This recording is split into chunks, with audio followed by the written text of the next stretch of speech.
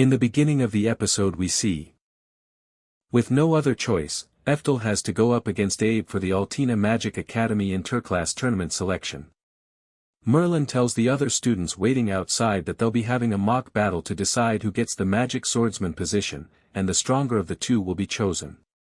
Before the match starts, Merlin reminds them that magic is strictly forbidden, meaning they'll have to prove their strength using only a sword.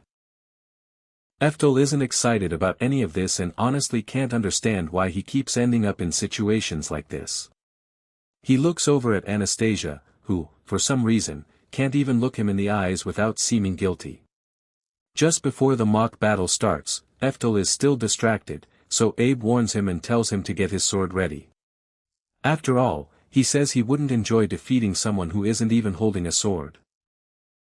This immediately gives everyone a good impression of Abe, since he's willing to fight fair, while they assume the human must be scared. Eftel can tell that Abe looks strong, which works perfectly for his plan. He intends to fake a light kick, let Abe dodge it, fight for a while, and then eventually lose on purpose. But Eftel's entire plan falls apart the moment the battle starts, because the kick that was supposed to be nothing more than a feint actually connects with Abe's face. Everyone is left stunned, including Eftel, because even he didn't expect the kick to land.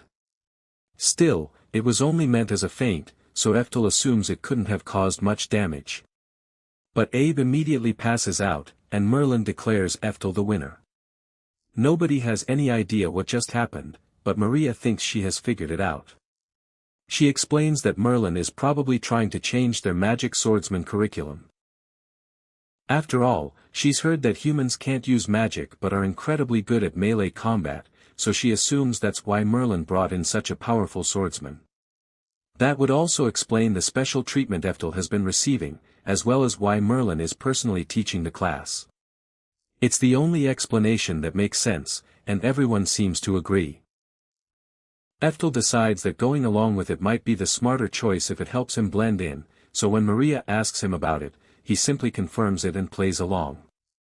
Abe, however, is clearly not happy about any of this. After they return home from school, Eftel and Anastasia sit down for dinner. But something is obviously still bothering Anastasia, and she decides to bring it up before even touching her food. She points out that he once again defeated someone who was supposed to be really strong with ease. Eftel personally thinks Abe was actually pretty weak, but he keeps that thought to himself. Anastasia then asks him what he would do if he ever ended up in a situation where strength alone wasn't enough. Eftel puts the food aside for a moment and seriously thinks about what she said. Seeing how worried Anastasia is, he tells her that he simply put in the effort to make sure things worked out.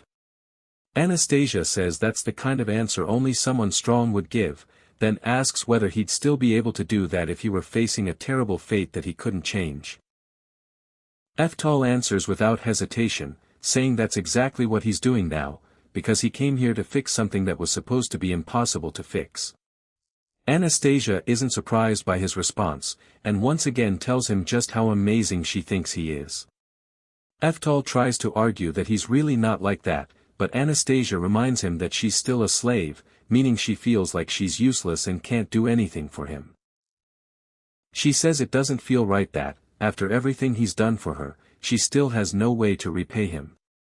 With that in mind, Anastasia gets up and walks toward Eftel, beginning to remove her clothes. She tells him that she hasn't done this with anyone before, but if he wants her to serve him in that way as his slave, she's willing to do so.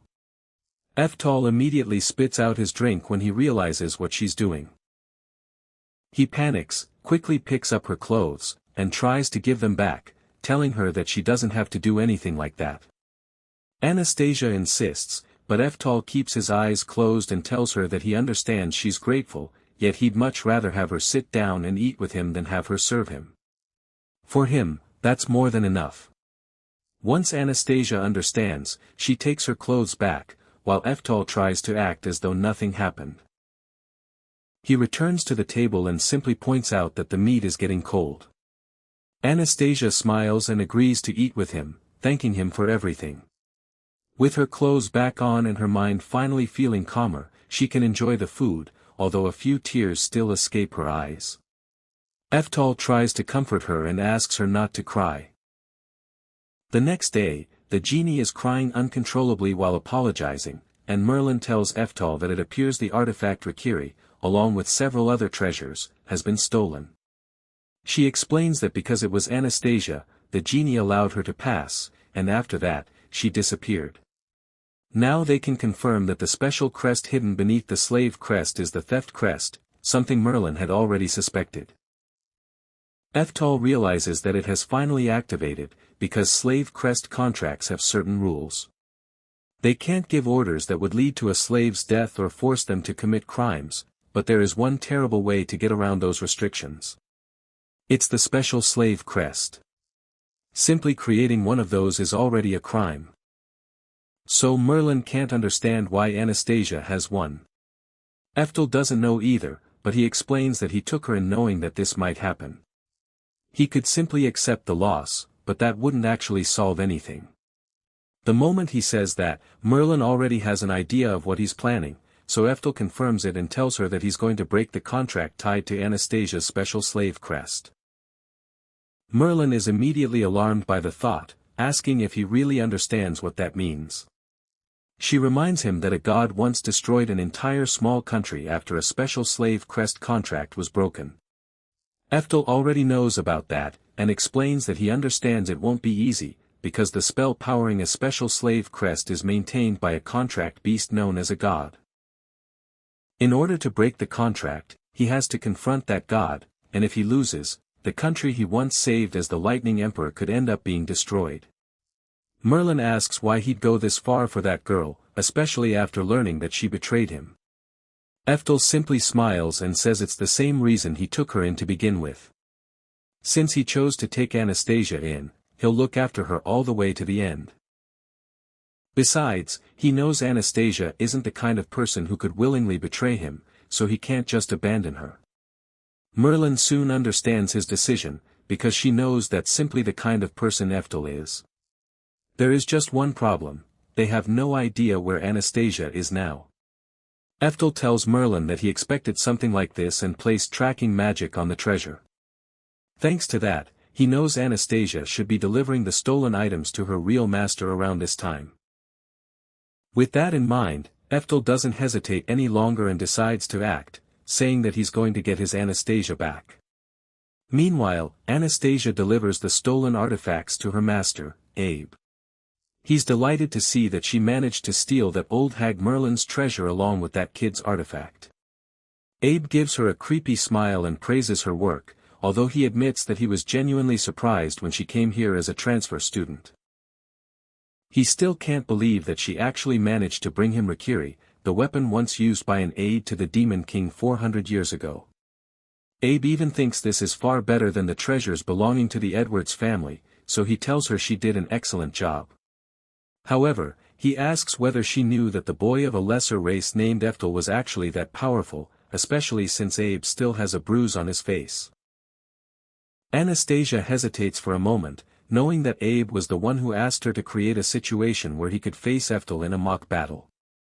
She had tried warning him that Eftal was extremely strong, but Abe didn't listen to her and simply told her to do as he said.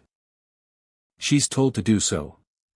Even after hearing this, Anastasia knows there's no point in trying to reason with Abe, so she simply tells him that she had no idea Eftal was that powerful. Then she changes the subject and asks if this really is the final time, and Abe confirms it, explaining that together with the 3 artifacts her big sister brought, they now have 5. There are 5 artifacts required for each generation, meaning this completes the contract for her generation. Anastasia feels hopeful for a moment, but Abe quickly reminds her that the special slave crest represents more than just that. The curse of the special slave crest placed upon her Bernova clan for killing their fellow demons isn't going anywhere. Abe steps closer to Anastasia and warns her that if she ever has a child, the curse will be passed down to them, and they'll have to go through the same thing. Still, he believes she did well enough today, so he tells her he'll talk to his father about what they should do with her. Until then, she'll have to wait until tomorrow morning. Once she's left alone, Anastasia decides to lie down. Whenever she comes here after completing a theft or to give her report, she always feels disgusted and sick, but today it's even worse because she betrayed Eftel. Even so, she's relieved that everything is finally over, and her thoughts naturally turn to her sister. Now, we go back in time to when Anastasia was just a little girl living in her village with her father. One day, her sister Tatiana decides to come visit them, but Anastasia's reaction is far from happy. After all, Tatiana has finally returned home, and she's being incredibly cruel to Anastasia, telling her that nobody wants her there and that she should just leave. Tatiana reminds her that their mother died while giving birth to her, making Anastasia responsible for it all. Anastasia immediately starts crying and shouts back at her sister, calling her mean and saying she doesn't care whether Tatiana came home or not. Their father soon arrives and puts a stop to their argument. Tatiana then gives him some money, saying it's not much, but she hopes it can help with the family's finances. Her father apologizes, understanding that things must be difficult for her, but Anastasia isn't satisfied at all. She can't believe this is all Tatiana brought them after being gone for 6 months, especially when she's dressed in such expensive-looking clothes while apparently enjoying herself. Tatiana tells her that the money would be more than enough if Anastasia weren't around, and says she should just leave the village already. Anastasia angrily tells her to be quiet, then asks why she even bothers coming home if she hates her so much. She doesn't work for the family, and all she ever does is complain, and then she feels like Tatiana doesn't care about her at all, so Anastasia finally tells her sister that she hates her. Tatiana simply smiles, turns around, and says that she'll be leaving now. Anastasia is caught off guard by this, but she keeps shouting after her because she can't understand why Tatiana is smiling. Clearly frustrated, she tells her never to come back, because she knows Tatiana hates her, and that smile makes no sense to her. Anastasia carries that confusion with her for years, until one day, 2 carriages arrive in the village. One of them drops a body onto the ground, and Anastasia quickly realizes that it's her sister's dead body. She immediately rushes over in tears, seeing how pale and bruised her sister's skin is and wondering what could have happened to her. Anastasia doesn't even get the chance to properly mourn, because a strange ring of light suddenly appears around her wrist and pulls her upward. That's when she sees 2 noble demons and meets Abe for the first time. Abe asks his father whether she's the next one, and the old man confirms that she is. At the same time, Anastasia's father immediately drops to his knees and introduces her as his second daughter, offering to let them use her in Tatiana's place. Abe simply laughs in his face and calls him a terrible father. While Anastasia is still completely confused about what's happening, Abe's father orders them to begin the transference ritual. They take both Anastasia and her sister's body to the location where the ritual will be performed. Anastasia struggles and tries to resist, but the man tells her that it'll all be over soon. Both she and her sister are placed inside a magic circle on the ground, and once everything is prepared, they begin transferring Tatiana's special slave crest from her hand onto Anastasia's body. Anastasia still has no idea what any of this means, so Abe's father explains that Tatiana made a mistake while carrying out the special slave crest contract. Because of that, Anastasia will now become a slave to them, the Portes clan. He explains that the contract is simple. Someone from her clan must provide 5 artifacts every generation, then pass that responsibility on to the next generation, forever. Abe tells her that she'll have to infiltrate noble households as a slave and steal rare magic items. Tatiana managed to bring them 3, meaning Anastasia still has 2 left to provide. But she has to be careful not to get discovered and killed the way her sister was. Abe laughs uncontrollably at this, while Anastasia finally realizes through her tears that this was why her sister was killed. That was the moment she learned the truth. 300 years ago, her ancestors attacked the Portes clan. Tatiana already knew everything and had given up on her own future, so she tried to deal with the curse placed on their criminal family by herself. She deliberately tried to make Anastasia hate her, hoping that when she was eventually caught, it wouldn't hurt Anastasia as much. Even so, once the transference ritual is finished, Anastasia realizes how foolish she had been. Her sister had done all of this for her, yet she had treated Tatiana so cruelly. There's nothing Anastasia can do to change that now, so all she can do is cry and apologize to her sister, admitting that she never understood how Tatiana really felt. Back in the present, Anastasia is still thinking about all of this, even though 3 years have passed. She's relieved that it's finally over, because it means she and her sister have completed what they were forced to do. But just then, Abe knocks on her door.